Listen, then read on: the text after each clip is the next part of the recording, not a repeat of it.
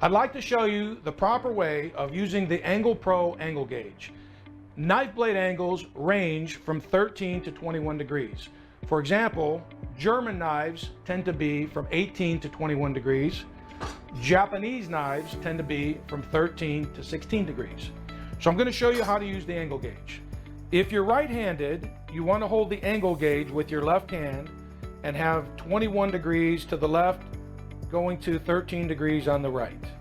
If you are left-handed, you want to hold it just the opposite way. So I'm right-handed. I'm going to start with a Japanese knife, and if you notice, each cutout has a side that's straight up and down and a side that's angled.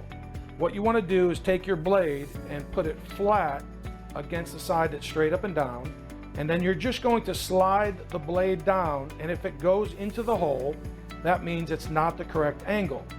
Then you keep going down to the next angle down and do the same thing. And if it goes into the hole, you know it's not the correct angle. What you want is for the blade to stop at the top of the hole.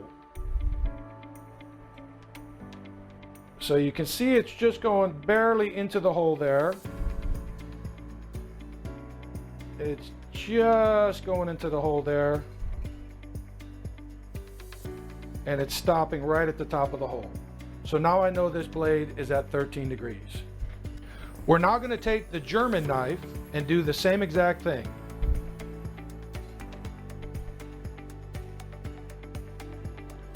Just barely going into the hole,